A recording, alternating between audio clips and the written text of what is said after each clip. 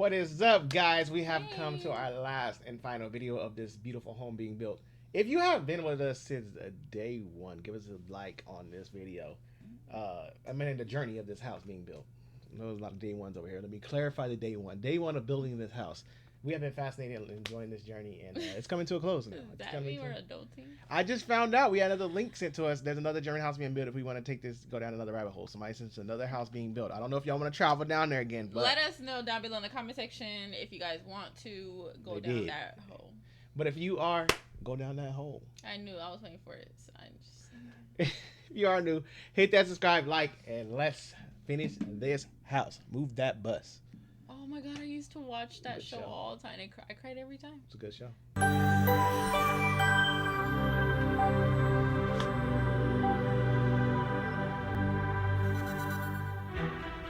The house construction is progressing and the move-in is approaching. We about to get some new stuff?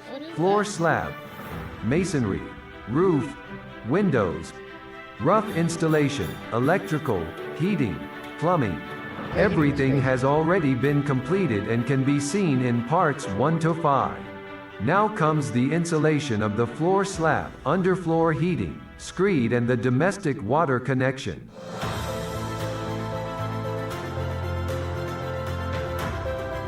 Every time this come over, I feel like we're going back in time. Like, this is an early 2000s video. When was the video made? Okay. The roofers had already applied bitumen membranes to the floor slab as a moisture barrier. A vapor barrier made of PE film came over it, and now the thermal insulation of the floor slab comes with highly insulating EPS sheets. It is important that they lie flat. For the cables, there must be slots in the plates. A little trick helps. Tread carefully and at the pressure points the fitter sees exactly where he has to insert the slots. So that was your answer, because I was wondering too when you asked like, oh, those are they gonna be covered, the cables and all that stuff from the electrician? I was like, okay, now here we go, because I was curious too, like, how are they gonna cover that? Were they just out running like that? Here we have this coming in here. I just feel like it's just They care. I feel like our home, they care, yeah. They care so much. They care too much. I feel like our homes don't got nothing. You cut our carpet, you got cement. Yeah. Well, no, that little padding. That the padding. Little mixed up color thing. Padding. And some cement right underneath that. Some homes have some wooden floor. The older homes that was built like these, they have wooden floor. I don't think no floors in the U.S. was built like this. Back in the day, they were. Not this type of stuff, but I'm saying we had wooden floors and stuff. It was done, and then they lay carpet on top of it. If you want to pull that carpet up, hey, you have wooden floors now. Boom. What? Now, I have never knew that. Yep. That is so My cool. the house I grew up in, my dad, when they had carpet laid, my mom wanted to pull it up in one of the rooms, and she pulled it up. We had wooden floors, and they restained it, and then we had wooden floors. So now. Cement. Here you go. Then when you wonder why your kids be having a big old bump on knot on their head when they hit the floor on accident.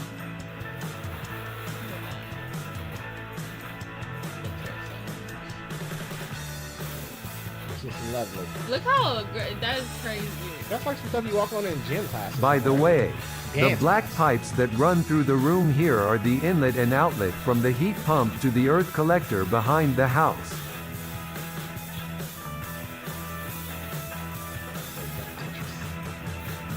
How do they cover that? Mahabit is used to fill in the gaps here.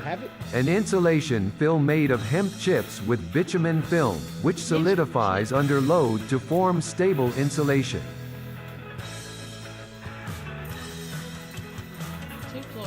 Finally, there is a second layer of insulation boards on top, so that the thickness of the insulation layer is approximately 10 centimeters at the end.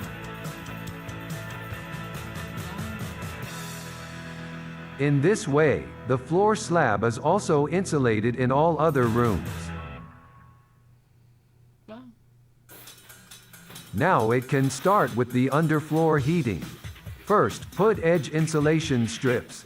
It separates masonry from the screed. Because of different temperature conditions, the screed expands or contracts. Therefore, the screed, as it is said, must be installed floating. The reason why I got my hand on my head is because he said heating on the floor. I've heard of heating. I know, I have too, but like this sound like this is coming like this is normal. Equipped with theirs. Yeah, this is an upgrade for us. Yeah. 50,000. That's a luxury. You have in a hotel or something. without direct connection to the masonry. The insulation strip ensures that. Next step, lay out the carrier plates. They carry the heating pipes and have another 20 millimeters thick insulation layer. It ensures that the heat radiates above all into the room and does not escape into the floor. I just know that, man. They have some good ventilation in there. It's probably nice and snuggy. Like, the temperature is probably just right now. The heating pipe is a PE pipe with increased temperature resistance and is first of all connected to the heating circuit distributor.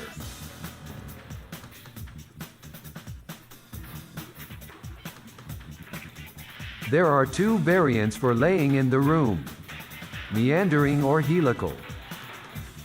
With the helical shape, as here, the heat is distributed very evenly over the floor, because the flow and return are always next to each other. The markings on the carrier plate help to keep the distances correctly. Arrived in the middle, it gets back now in the opposite direction for the return. Is this in every house they do? The pipe end comes back to the heating circuit distributor. So the cycle is closed. Flow, red, below. Return, blue, at the top. So they do that for every room, right? Look at all those freaking heck yeah, I gotta be Now staple the last pipe in. Finished. The heating is installed in the first room. Here the kitchen. It's giving me like a conventional oven. Like it does. That's what it does give conventional oven. You know when you have like all the wires in the oven or something? It's giving me like your room is a conventional oven at this point. Like that's what it's giving me. Does. I didn't even think of that. It does look like one. The same went on in the other rooms. One heating circuit per room and one heating circuit distributor per floor. A total of 700 meters of heating pipe was installed in the single-family house and more than 3,000 tacker staples were fired. Underfloor heating installation, 5 days. 5 days just to do that? That's a lot of. Now the screed can come. Gravel is supplied for this. Getting to the property is not that easy. A very close affair. There is not enough space to maneuver on the road, and the scaffolding is in the way. The only help, always forward, back, and try again. The driver's pulse goes up. But turbo does it. Millimeter work.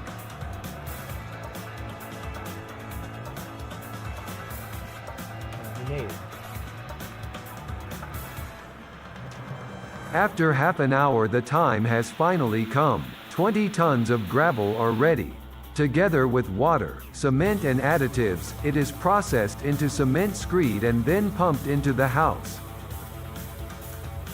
But before that, the screed builders add wall markings, exactly 1 meter above the current ground level.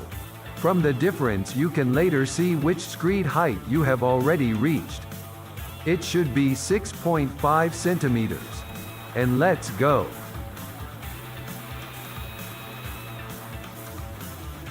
Spread the screed evenly.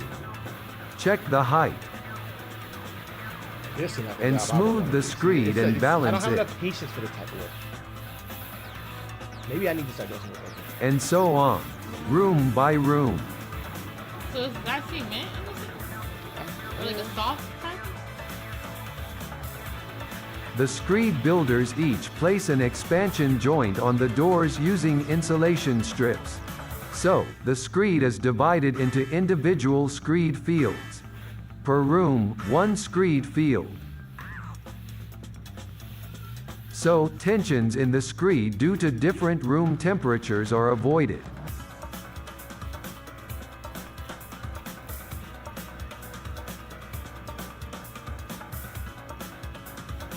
Working on freestanding edges is a little difficult.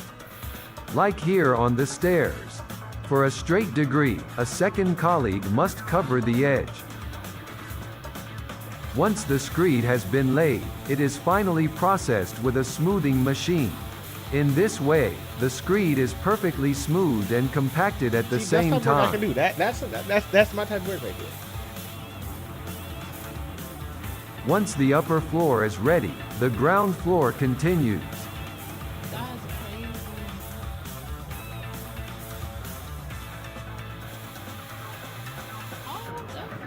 the corridor last. Look how nice that looks. It's so smooth. Perfect.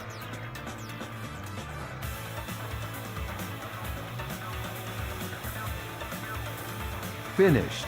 Now no one is allowed to enter the house for at least 3 days.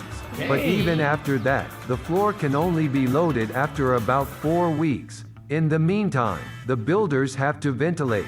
The screed has to dry. Important here, no permanent ventilation, otherwise the screed dries too quickly and could form cracks. Instead, pulse ventilation, 10 minutes, 3 times a day. First Dang. on one side, then on the other side of the house. This avoids drafts that would also dry out the screed too quickly. As a builder, you have to organize yourself here. Drive to the That house is several crazy. times a day. Not so easy. Get you right, honey. I'll be right back. I gotta go ventilate the house real quick. Yeah. Returning soon. Let me open these other But windows. I don't That's think it's crazy. like I don't think it's like an inconvenience. I feel because No. it's like it's your house. Like I this feel what you like gotta do. I'm You gotta do going what you back gotta to do. I'm going back to your comment you made earlier. Like they really care when they build a house. Yeah. They're not just in here just throwing some stuff together. They in there really No. taking their time. Right. How did it go with the Blothouse? We were lucky because we have a small child, parental leave, and this is exactly in the phase in which the screed was poured and the ventilation, so it worked well. Or Tobias, do you fake being sick? No, of course not. I now have 2 months of vacation and we also have nice neighbors who also come over for a short time to ventilate when we shouldn't be there. Oh, already good neighbors. And this already. is what the screed looks like after exactly 26 days. The surface is hardened, smooth and even everywhere without cracking. And the expansion joints can be easily recognized at the room transitions. Only the places for the walk-in shower trays in the bathroom and toilet were left out of the screed. The tilers later set the shower trays. However, the screed has not yet completely set. Now is the time for part 2 of the drying phase. Heating up the underfloor heating. A mobile electric heating boiler was used for this. The heating system was filled with water, the electric heater connected and the special heating program started. The system heats up to around 20 degrees Celsius for the first few days, then a few more degrees every day, up to 50 degrees Celsius. The heating then runs at this temperature for several days so that the screed can expand completely once. This is a process. After that, the temperature drops Like, this again is by the a longest few process degrees of every day. anything. It takes almost 4 weeks to heat up. Dang. 4 weeks? That's crazy. That's a pretty While the color. screed is drying, the top my render God, film, that is so the finishing coat, pretty. was applied on the outside. It makes me think, look, don't come for me, y'all, but it makes me think, look how long it took them to do this house, right? And then you talked about earlier, talking about move that bus. It took them so little to make that big old house. When they used to tear it down and then build it That's right back America. up. Like, it used to blow my little mind how fast they built We all such a about- nice house for Extreme Makeover. Like, I We all remember about that cheap show. labor and fast results. And thinking about it, it's like I feel like this is taking like almost a year to finish. And I think about everything else. I mean, look and I'm about the just like, newer homes. You go through a newer home and then drive through some of these older neighborhoods. The older homes look better than the newer homes. If you really think about it. It's just crazy. That is so pretty. Mineral and open to diffusion with a 2 mm grain, which gives the render an interesting, structured surface. Sehr, sehr schön. Also wir sind sehr zufrieden. Wir haben die Very, very nice. We are very satisfied. We have the color papaya yellow and we have even been told by the neighbors that our house shines like the sun. So everything was done. I don't know if I'd call that papaya yellow. I don't know what a yellow papaya looks like. So. The papaya. I know what a it's papaya like is. Orange. I feel like it's. But maybe they have. Maybe she's talking about. Maybe I have that color papayas. But they to got me, different that fruits. gives me a very like pastel yellow. That's giving me like a pastel yellow or like. Now, maybe because like looking next door, it's not too far apart of the colors. So I don't know Yeah, about it. it's- you gotta think they got shine like the different- sun. different fruits and veggies and stuff though. So, but I'm just saying, like, look at the color next door. She probably just put like a little more pigment of like yellow. But I feel like that's more of like a pastel. Next door is more like a brown. That's like a tan going on over there. Babe, they literally look the same. No, you need your glasses on. Incorrectly. The house looks different again, more inviting, bigger. Yes, it does. Also noticeable in the street, you have a couple of older houses here. It's an eye catcher. It is. I'll give you that one. It's an eye catcher. In the end, a leveling coat was applied to the render as color protection against possible staining or color differences in the tying process. Wow. Important for a uniform color design. That's crazy how like there's houses like how they're built. You literally took the words right out of my mouth. I'm like, how do you know whose backyard is? Like, how do you know what's considered yours? They probably share. Cause like on that property, yeah, it looks like that. But you see next door, like they have it fenced off, so maybe like they're. They probably split it. It's probably like split. They probably got to run a fence. But Yeah. then you got to drive back here to get to this house. Yeah, so that's probably like one of those back houses ones where like you can access the back. Yeah, that's true. Cause I was just looking at that too. I'm like, who's? Cause look at across the street. I feel like that could be a house right there, but it's actually a parking. Yeah. Folding is also gone and the house can now unfold optically.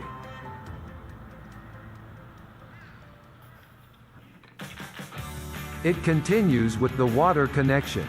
Today the house is connected to the public drinking water network. This is the responsibility of the municipal water companies, who also install the water meter. Since there is already a house on the property, you must cut the existing line and interpose the blockhouse house. The water then runs in a loop, through a pipe into the blotto house, out through the other and then further into the other house, so that the hose couplings later fit tightly. The fitter rotates one phase, a taper on the lines. However, there is a problem first. The water should have been turned off long ago. The problem is that we have a different valve outside, which is a bit older and doesn't close 100% anymore. There is a stamp in it, you drive it down a rod, onto the main pipe and then it should be tight. But after a few years, deposits such as iron manganese accumulate and as a result, it no longer closes 100% and then water comes like this. It's usually tight. But, not so bad. Then only the dry return side is connected. And when everything is tight in the house, the dripping supply line can also be connected.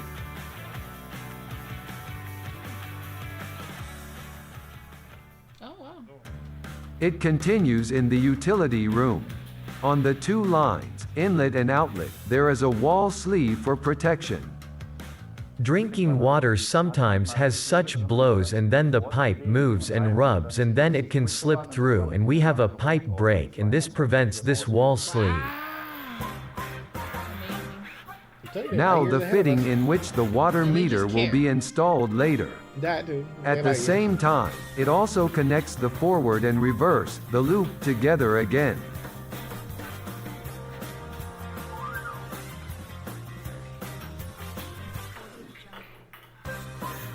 Important, spray disinfectant. This will kill any germs on the pipes. Spray that disinfectant. I ain't never heard of them spraying that stuff in the disinfectant. The first part in the house is done. The connections are tight.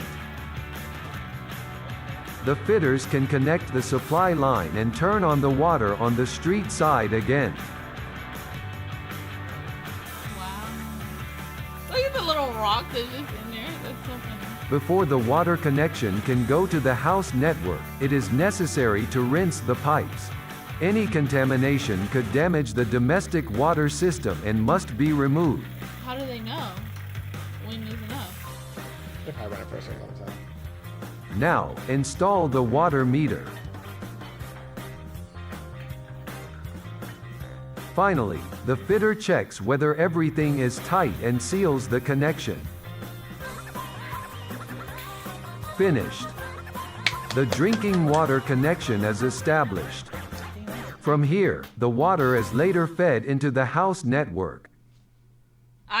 This one might be my favorite. This one might be my favorite because it's like, I'm so intrigued by this. I think there's one more video.